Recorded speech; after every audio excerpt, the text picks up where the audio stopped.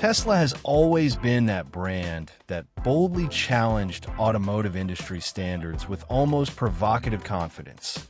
From the start, it proudly declared it wouldn't make slow cars. Elon Musk himself repeated this idea many times, as if it were a promise engraved in the company's DNA. But now, an unexpected twist is shaking that narrative. The new version of the Model Y released in Singapore arrived with such modest performance that many people could hardly believe it. It's not just a subtle reduction in power. It's a change that goes against everything Tesla has always stood for. And that's exactly what's got everyone raising their eyebrows. Why did the brand that doesn't make slow cars suddenly decide to build one of the slowest models in its class? This rear-wheel drive version was created exclusively to meet the specific demands of the Singaporean market, a country known for its strict vehicle regulations.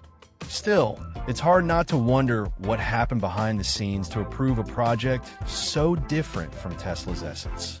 It's like a famous chef known for spicy dishes suddenly launching a salt-free menu. Is this just a temporary adaptation, or are we witnessing a new direction in the brand strategy? The funny thing is, even though this model targets a very specific audience, the decision sparked global buzz. After all, when Tesla changes pace, the world takes notice and comments.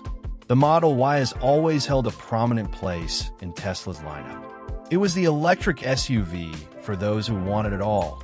Space, futuristic design, cutting-edge technology, and of course, that signature electric punch of instant acceleration. Now, by launching a reduced performance version, Tesla is practically saying, hey, not every Tesla has to be a rocket. And while this idea may have technical and commercial justifications, it still feels like a break in tradition, especially coming from a brand that built its reputation by challenging supercars and accelerating faster than anyone expected. In Singapore, the change kind of makes sense if you consider the absurd costs of owning a powerful car there.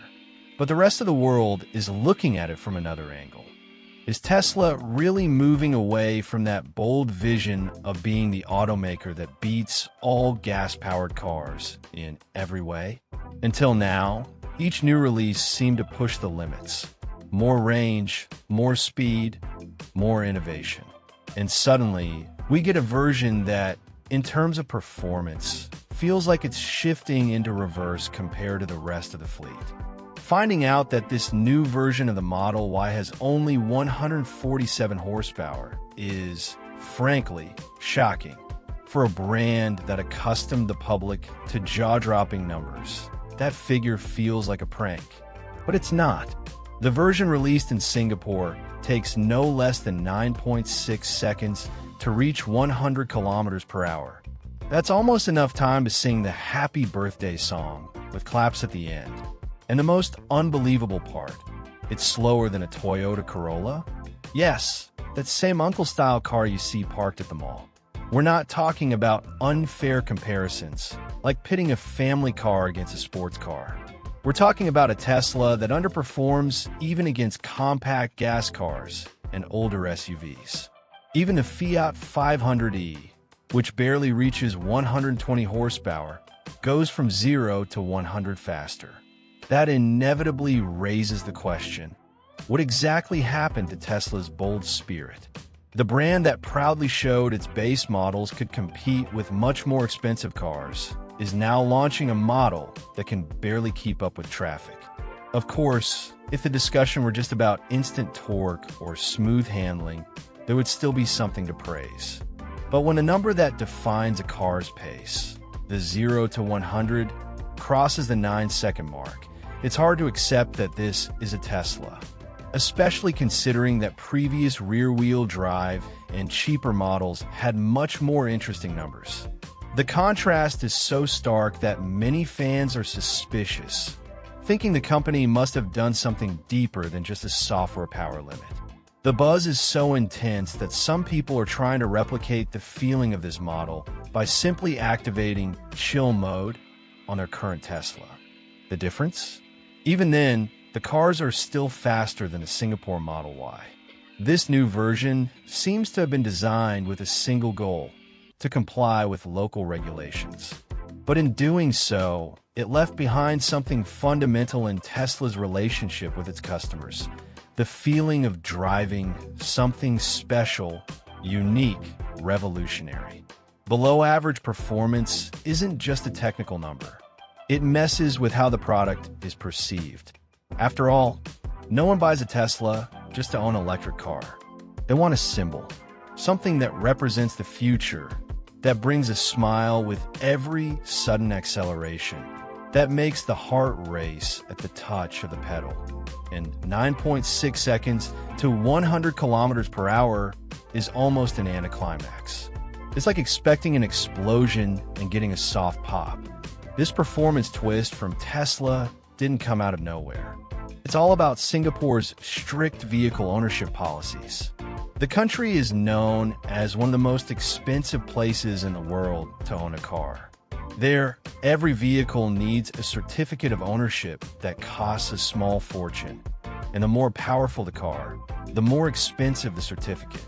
It's like the engine weighs not only on energy consumption, but also on your wallet.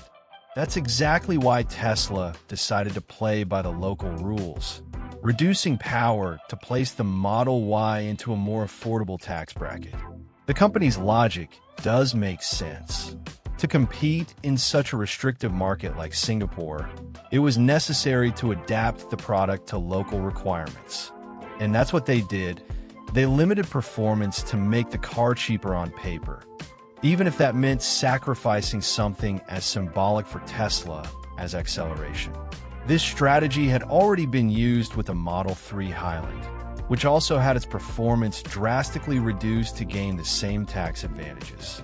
And apparently, it worked. The version was well received by local consumers who care more about cost and excitement behind the wheel. But what really bothers people isn't that Tesla adapted the car. It's the feeling that this adaptation damages the brand's essence. Instead of maintaining performance and finding creative ways to handle high costs, the company simply clipped the model. And for many, that was like seeing a superhero retire his powers to live a normal life. Is it functional? Yes. Does it solve the problem? Partially. But is it inspiring? That's another story.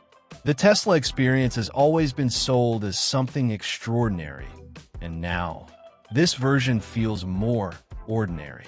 The strange thing is that Singapore is a tiny country. We're talking about a territory you can cross from end to end in under an hour. That means the need for super powerful cars is, in fact, much lower. But even so, some question whether Tesla made the right choice.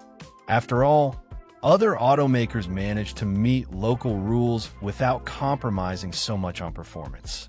And if they can do it, why didn't Tesla, which always positioned itself as a leader in innovation, find a more elegant solution? And that's where a more technical issue comes in, one that makes all the difference.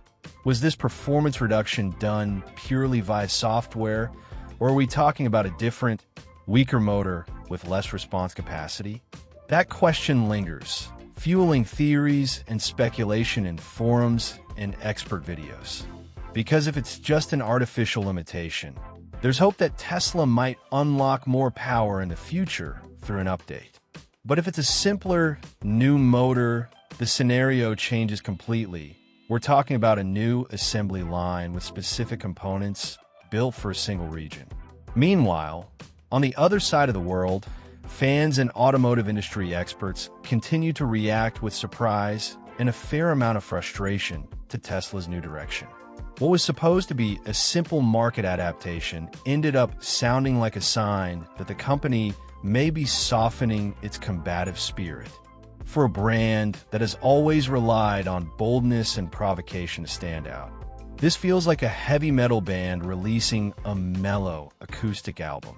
It might attract a new audience, but it definitely pushes longtime fans away.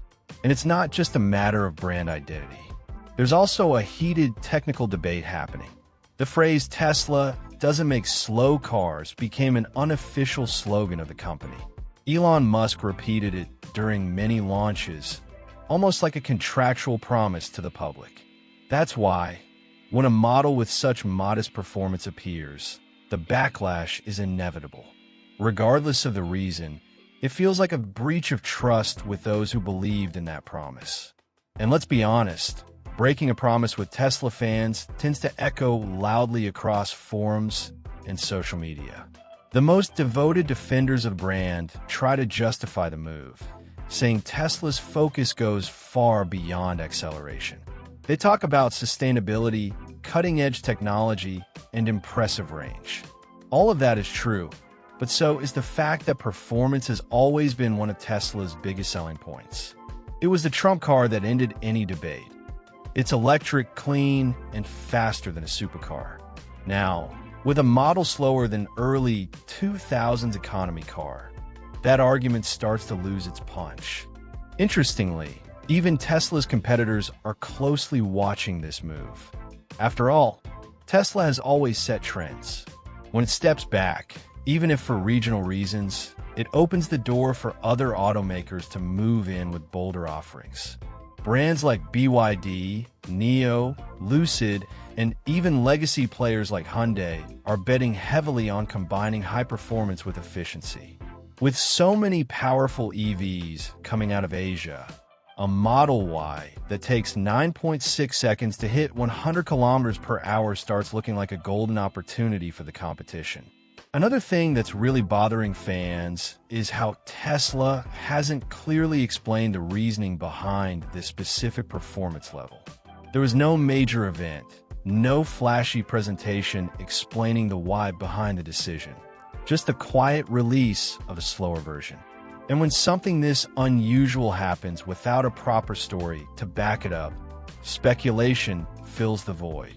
That's how theories, doubts, and eventually disappointment are born.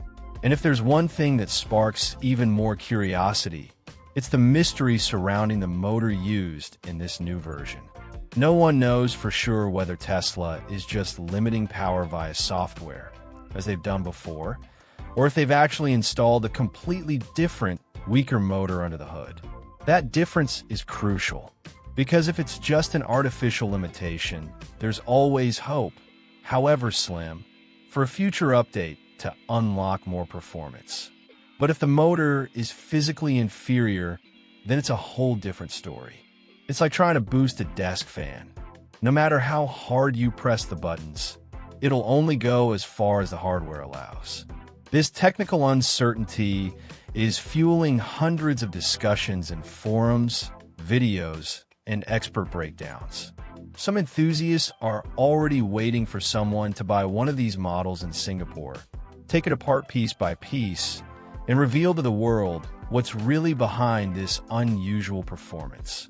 It's almost like waiting for the unboxing of a mystery no one has cracked yet. And it's not just geeky curiosity.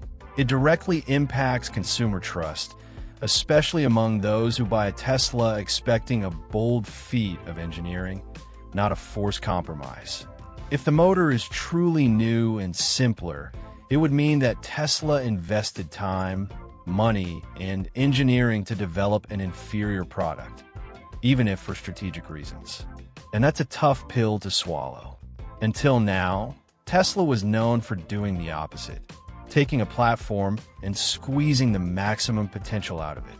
If they've started heading in the opposite direction, it could signal a shift in the company's core philosophy. And changes like that, especially unannounced ones, tend to make even the most loyal consumers nervous. Many believe this version was built from the ground up, using cheaper components and with no possibility of upgrades. And if that's the case, we might be looking at a kind of parallel line from Tesla, something we've never seen before. A Tesla that isn't really a Tesla, at least not in the way the public has come to expect. This opens the door to a new kind of product. More affordable, sure, but also more limited. It's an approach that might make sense in specific markets, but clearly doesn't sit well with those who've always seen Tesla as a brand with no compromises. What makes it all worse is the lack of transparency. Tesla rarely explains decisions like this in detail. They drop the product and leave the public to figure out for themselves what changed, what was removed, and what was kept. This figure-it-out-yourself strategy might work when the changes are positive, like hidden updates that boost range. But when it comes to reduced power, the effect is very different. The lack of information only fuels confusion, speculation, and, of course, frustration. And what makes this whole situation even more intriguing is the price tag for this weakened version of the Model Y in Singapore.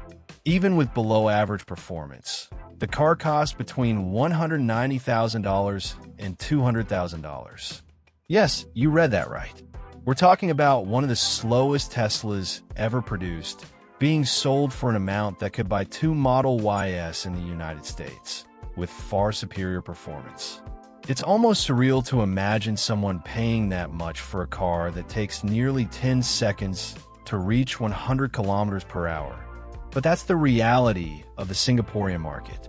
Of course, it's important to remember that Singapore has one of the heaviest tax systems in the world for vehicles. High taxes, ownership certificates, and road fees drive up the cost of any car to astronomical levels. Even so, the contrast between the price and what you get in return is staggering. For many, it sounds like complete nonsense. A Tesla without the soul that made it famous, sold as if it were a masterpiece. And this raises the inevitable question: does the Tesla name alone justify that price? Or in this case, is the logo worth more than the entire car? It's as if the buyer is paying for a symbol, for status, and not for a complete automotive experience. The car still has the sleek looks, the impressive central screen, and the tech features only Tesla offers. But the thrill behind the wheel, the adrenaline of instant acceleration, the pride of owning a car faster than many sports cars, all of that has been left out. So the debate remains, is it worth it? For someone who just needs a car for daily commuting in a compact city, maybe. But for those who grew up admiring Tesla's bold side, this model feels like a bad joke. Some argue that the exorbitant price has more to do with the country's system than with Tesla itself. And in part, that's true. The Singaporean government has created an environment where owning a car is a privilege for the few. Still, the price charged for this Model Y raises eyebrows.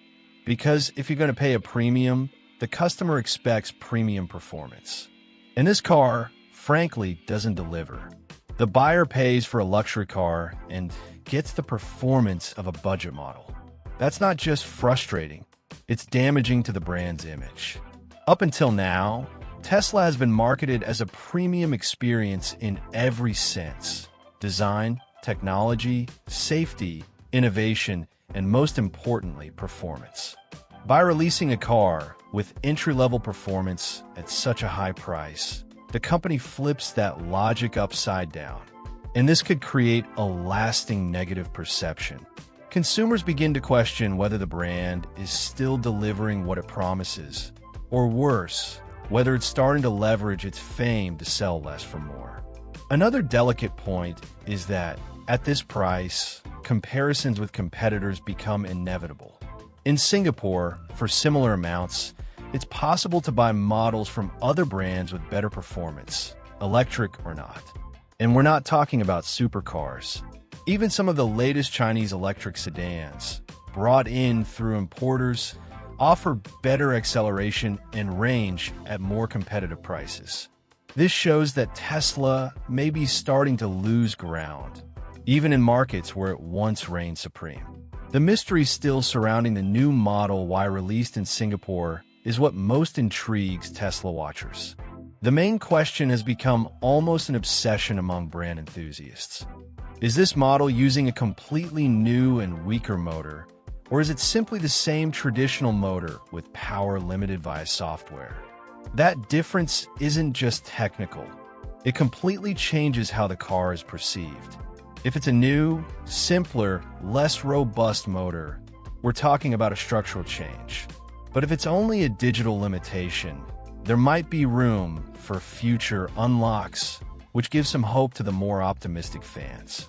And that hope comes with a bit of nostalgia.